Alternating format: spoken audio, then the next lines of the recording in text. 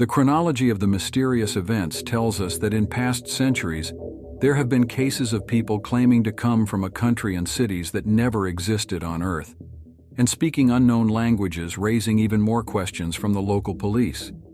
Who are they? Travelers from parallel universes? Visitors from the future? Or are they just some crazy people with their heads screwed on straight? Although I wouldn't jump to conclusions.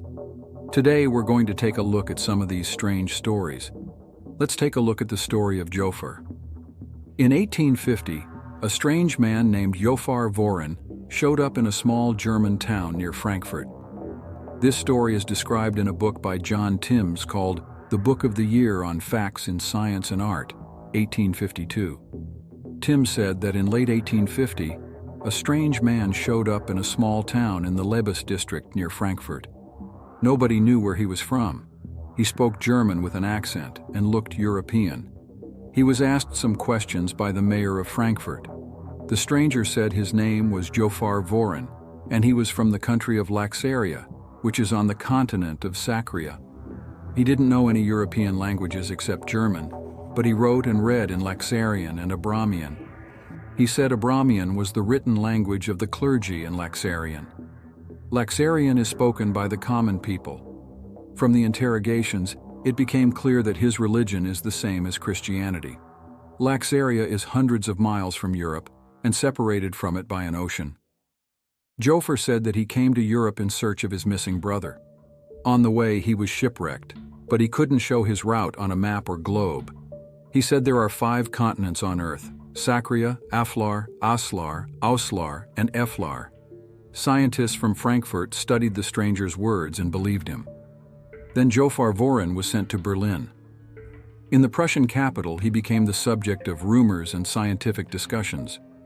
As a reminder, you can always write your versions in the comments under this video. Let's move on. This and 2 other similar cases were mentioned in the book, The Opportunity Handbook by Colin Wilson and James Grant. The Man From Taured. In 1905, a young man speaking an unknown language was arrested in Paris. He managed to explain that he was a citizen of Lisbon. And in 1954, at customs in Japan, a man was arrested with a passport issued in the country of Taured. But how could that be? Because there is no such country on Earth. This story tells us that the Japanese customs officers, confused, took the strange man to the room for interrogation. During the interrogation, it turned out that the man spoke fluent French, Spanish, and even Japanese. He had a driver's license from the non-existent country of Taured. The customs officers asked him to point out on a map where his country was located. He first pointed to the region of Andorra, a small country located between France and Spain, but then quickly realized that his country was not on the map. The room was suddenly filled with an eerie silence. The man and the customs officers looked at each other in utter bewilderment. The man said that he had never heard of Andorra and that his country of Taured had existed for over 1,000 years. In addition, the man had customs stamps in his passport. He had come to Tokyo many times in 5 years and had no problems. The man was placed in a room on the top floor of a neighboring hotel and locked up. 2 armed guards stood outside the door all night. The next morning, customs officials arrived at the hotel room and found the man had disappeared as mysteriously as he had arrived. It was as if he had vanished into thin air. All further investigations into the case yielded nothing.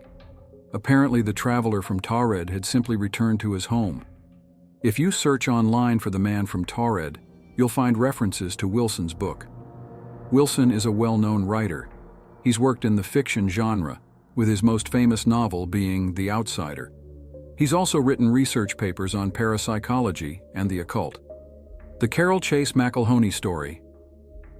In 2006, Carol Chase McElhoney was driving from Paris, California to her home in San Bernardino. She decided to make a stop in Riverside, the town where she was born. It was quite strange, though. Carol quickly realized that it was a completely different city than the one she was born in. Although it was in the right place geographically, Carol couldn't find her childhood home or where her parents still lived. She also couldn't find the homes of other family members. She didn't recognize any of the houses at all, even though the street numbers and names seemed to be correct. Even the cemetery where her grandparents were buried was just a fenced-in vacant lot overgrown with weeds. Carol was horrified. Maybe she'd just driven into the wrong town. She would have thought so if she hadn't found a familiar high school and college. However, it didn't take long for Carol to look for familiar buildings. It was all about the eerie atmosphere of this riverside town. From what she could tell, the residents were kind of strange, so she soon left town afraid to approach any of them.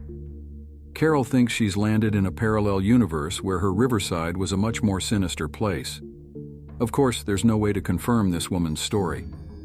A few years later, when she came back to Riverside for her father's funeral, she found herself in the very ordinary town where she grew up. Carol has never been to the alternative Riverside again and doesn't seem to want to go there. Lerina Garcia's strange morning. Lerina Garcia is a 41-year-old Spanish citizen and just a woman with a good education and adequate perception of the world. In July 2008, she woke up in her bed on a perfectly ordinary morning.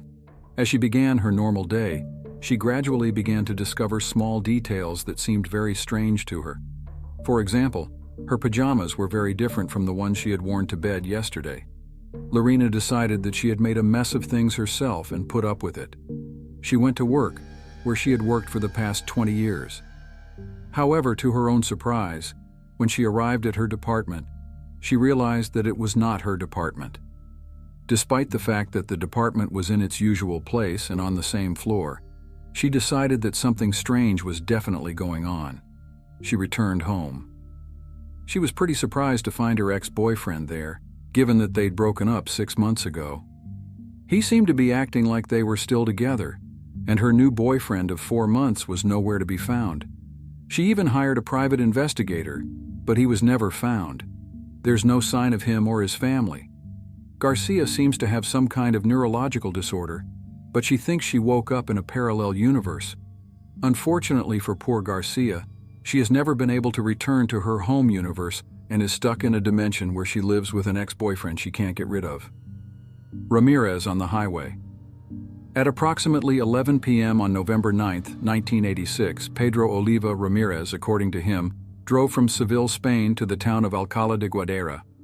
He had traveled this road many times before and was shocked when the road suddenly made a turn and he found himself on an unfamiliar straight 6-lane highway. There were strange objects all around him. In fact, everything was strange. He felt warmth, and at some distance from him, voices were heard. At intervals of exactly 8 minutes, old cars with unfamiliar license plates drove past Ramirez.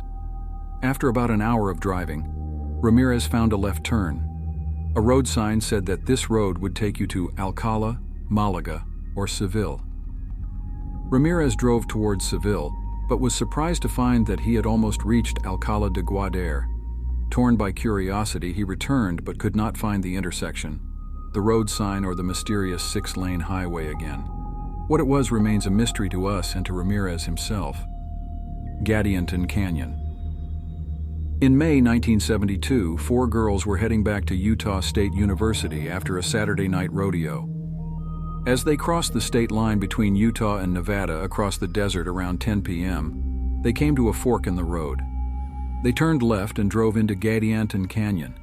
Suddenly, the dark asphalt turned to white cement. The girls decided they'd taken a wrong turn and drove back. To their surprise, they saw fields of grass and yellow pine trees.